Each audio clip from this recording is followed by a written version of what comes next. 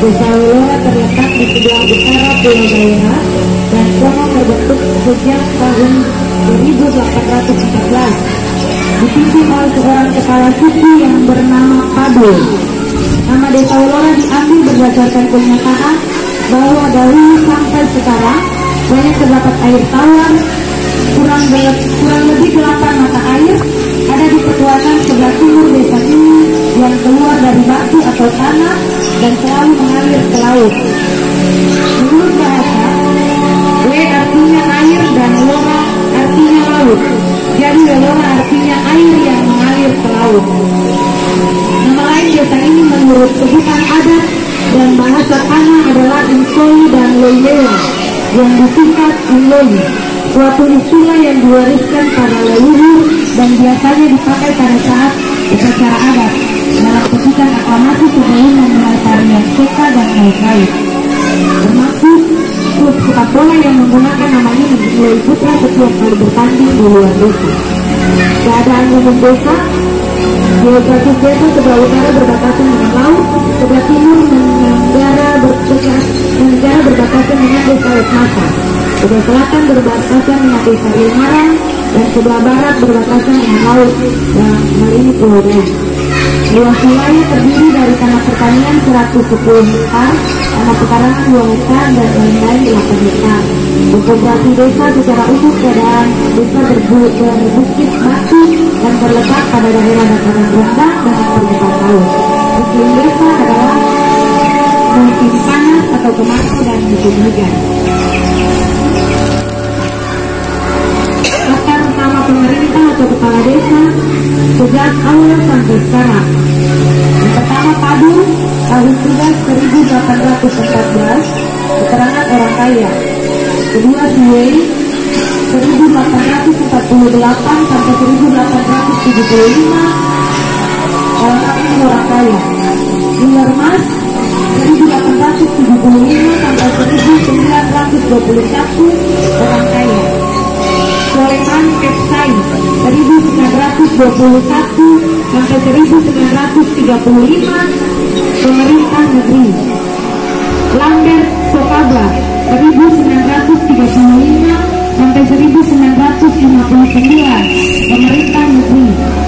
Herman Yapeki 1959 sampai 1962, dalam hal ini pejabat. Tobias Marer 1962 sampai 1985, dengan jabatan pemerintah negeri. Wokni Waluki 1985 sampai 2001, keterangan pejabat. Martin Waluki 2001 sampai 2007, dalam hal ini sebagai pejabat. Julianus Narwen 2007 sampai 2015, dengan jabatan kepala desa. Julianus Narwen 2015 sampai 2021, dengan keterangan kepala desa, dan pejabat desa sekarang yang memimpin adalah Markus Renera. Demikian daftar nama pemerintah atau kepala desa Welora sejak awal sampai sekarang. Karena ini berhubungan dengan masuknya Injil di desa Welora, maka saya membacakan lanjut sejarah Injil masuk di Welora. Sebelum Injil masuk di Welora, datang beberapa orang misionaris dari Pulau Daura sejak tahun 1917, membawa Injil Yesus Kristus untuk ditabur di sini. Di antara para misionaris itu ada seorang pendeta yang bernama Cornelius Trinumase, orang Ambon, datang di Welora untuk menjadi usaha pemberitaan Injil di sini, dengan jalan untuk mengajak orang-orang untuk menerima Injil Yesus Kristus dan dibaptis. Alasannya, karena pada waktu itu orang-orang di Welora belum mengenal agama dan masih menganut kepercayaan animisme. Namun usaha yang dilakukan oleh pendeta Cornelius Trinumase tidak membuahkan hasil, karena ada sebagian orang yang bertempat tinggal di Langlau menolak dengan tegas ajakan itu. Bahkan dengan lantang, orang laki-laki tua yang bernama Karbo berani mempertaruhkan nyawanya di hadapan pendeta Cornelius Trinumase seraya berkata, Tuhan potong jantung saya baru diadakan baptisan. Akhirnya, karena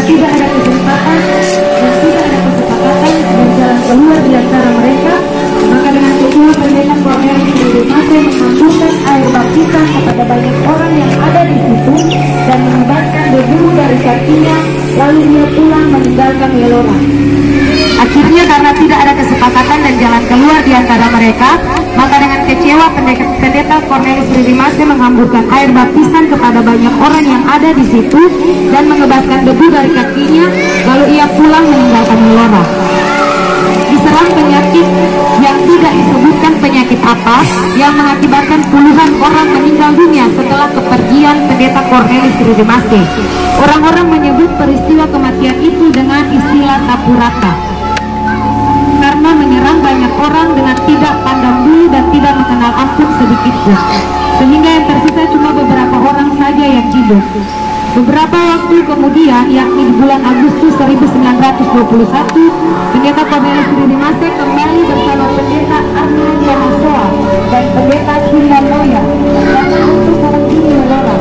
Sama seperti tujuan kedatangan pertama, para misionaris ini sekali lagi mau mengajak orang-orang di sini untuk menerima Injil Yesus Kristus dari batu.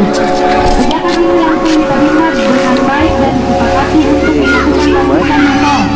Akhirnya pada tanggal 30 Agustus 1921 diadakan baptisan pertama secara massal terhadap 81 orang dipimpin oleh pendeta Arnold Tomasoa dengan saksi adalah pendeta Cornelius Ridimase dan pendeta Simon Noya, ditambah satu orang lagi yang namanya Johannes Oefeli. Dari 81 orang yang dibaptis itu, salah satunya adalah Soleman atau Kepsai 50 tahun yang pada saat itu adalah kepala desa Welora, yang namanya tercatat pertama dalam buku dokumen baptisan. Baptisan dilakukan terhadap anak-anak dan orang tua di saat itu. Tercatat yang paling termuda menerima air baptisan adalah Ishak atau Asmar dan Loisa atau Olisa, masing-masing berusia 8 bulan. Sedangkan yang paling tua adalah Sakuri Sokabla dan Delfina atau Firma. Kedua-duanya berumur 70 tahun pada waktu itu. Demikianlah mereka telah dibaptis sebagai pertanda bahwa Injil Yesus Kristus telah diterima, dan kini mereka telah menjadi satu jemaat yang dipimpin oleh pendeta Arnold Tomasoa sebagai pendeta pertama. Hari demi hari, perkembangan jemaat semakin luas dan bergerak kegiatan pelayanan. Diangkatlah 2 orang majelis jemaat, yakni Daniel Lalea dan Cornelius Walusi, serta dibantu oleh seorang guru agama, yakni Yohanes Norwan. Mereka inilah yang diberikan tugas untuk melayani jemaat Welora Belanda. Perkembangan jemaat. Pendeta yang bertugas dan berdomisili di jemaat sebelum 6 September 1935 antara lain Arnold Tomasoa 1921, Moses Teurupun 1921 sampai 1931, Abraham Manuki 1931, Stefanus Pahalele 1933 sampai 1934. Pendeta yang didaftarkan oleh GPM termasuk para vikaris hingga sekarang: Martinus Lenana 1914, Joaquimon Oriflei 1958 sampai 1959, juga Cornelius Ridimase 4 vikaris di tahun 2001 sampai 2002, yang kelima vikaris Lusa Kanipa 2004 sampai 2005, Nyonya Jelmi Neti Sukanala 2005 sampai profil ini dibuat. Selanjutnya belum